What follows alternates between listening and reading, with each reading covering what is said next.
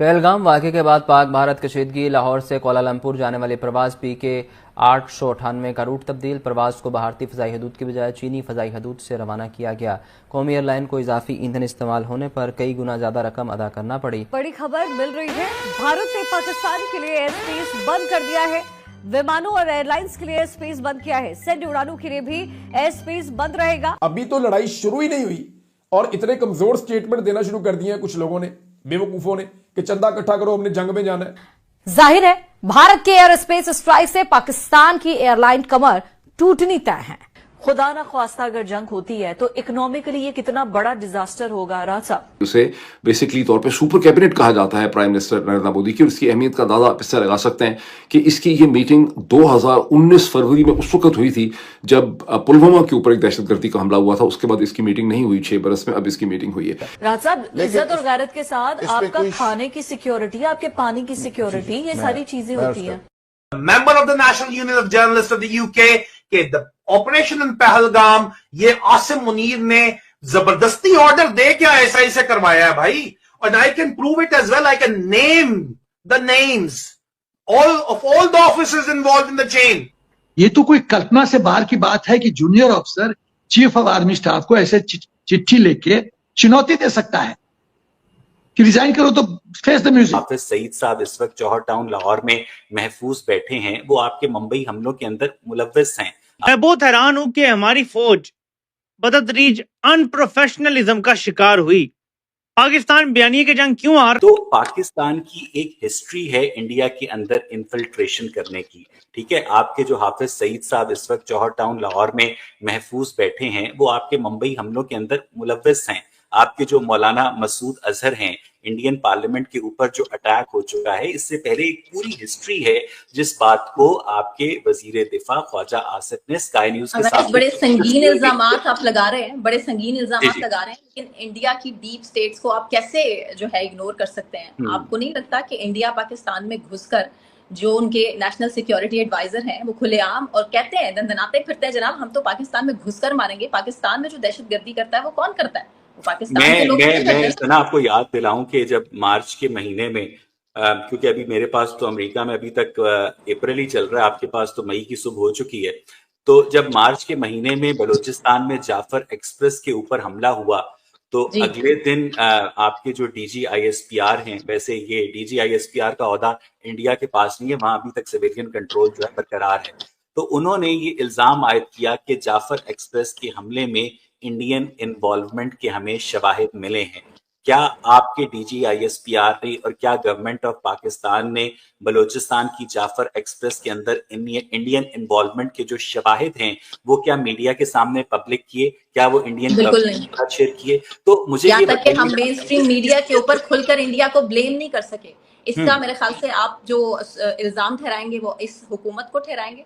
नहीं, मैं ये पूछने की कोशिश कर रहा हूँ कि जब आपकी गवर्नमेंट ऑफ पाकिस्तान जो है जाफर एक्सप्रेस पर इंडियन इन्वॉल्वमेंट का इल्जाम लगाकर वो सबूत जो है इंटरनेशनल मीडिया को या सहाफियों को या इवन इंडिया को नहीं दे सकी, तो आप किस मुंह से तकाजा कर? मुझे एक छोटी सी बात बताएं सना, मैं अपना सारा केस मैं इंडिया और पाकिस्तान में किसी के साथ नहीं हूं, मुझे सिर्फ इतना पता है कि पूरे इंडिया के अंदर आपको हाफिज सईद का इक्विवेलेंट आपके पास है दस्तयाब?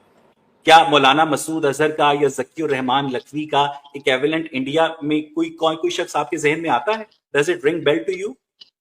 No, of course not. ये तो कोई कल्पना से बाहर की बात है कि junior officer chief of army staff को ऐसे चिट्ठी लेके चुनौती दे सकता है कि रिजाइन करो तो फेस द म्यूजिक। पाकिस्तान की आर्मी 3 हिस्सों में बढ़ चुकी है। Army loyal to Imran Khan, army loyal to Munir, एक थर्ड कैंप भी है।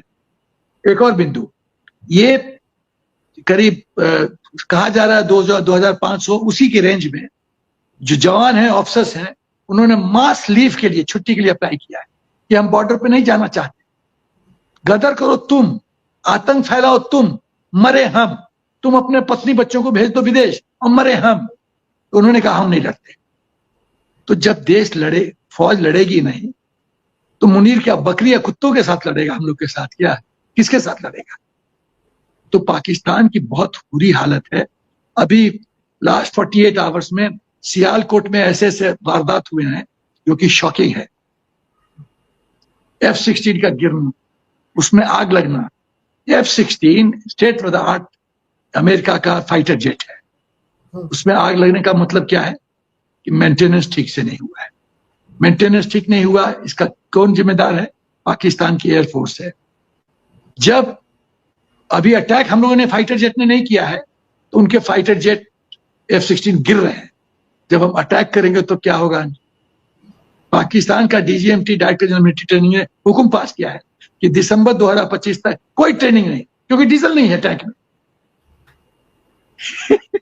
डीजल नहीं है, ट्रुप तैयार नहीं है, आर्मी डिवाइडेड लॉर्ड है, तुम्हारे जनरल की परिवार भाग गए हैं, आर्मी में रिवोल्ट है, आर्मी चीफ को चुनौती दी जा रही है, ऑफिसर्स लड़ना नहीं चाहते, लड़ोगे कैसे? कैसे लड़ोगे? सवाल ये पैदा। ये तो खाली उनका प्रॉब्लम है, अभी तो हमारा एग्रेसिव पोस्टरिंग सामने आया नहीं है। जब हम डसेंगे या सर 5 से 6 हजार तो मैंने सुने उनके ऑफिसर या जवान है जिन्होंने रिजाइन कर दिया है, उनके रेजिग्नेशन पेंडिंग पड़े हुए हैं, और ऊपर से आप ये देखिए कि ये सब कुछ हो रहा है और इस बीच में मुनीर का कहीं अता पता ही नहीं, एक भी स्टेटमेंट उसका नहीं आ रहा है अब सामने। वही तो है, कावर्ड आर्मी चीफ। भाई यदि लड़ाई देश के सामने है तो एक आर्मी चीफ का क्या होता है रोल? कि फॉरवर्ड एरिया में जाओ, ट्रुप्स को प्रोत्साहित करो, चिंता मत करो, हम वीरता से लड़ेंगे, हम हिंदुस्तान को हरा देंगे, इस तरह से बात करो। अरे तो तुम पूछ दबा के खुद बैठ गया है, क्योंकि उसको डर है, बंकर के बाहर आया, कहीं उसके ऑफिसर्स ने उसको ठोक दिया।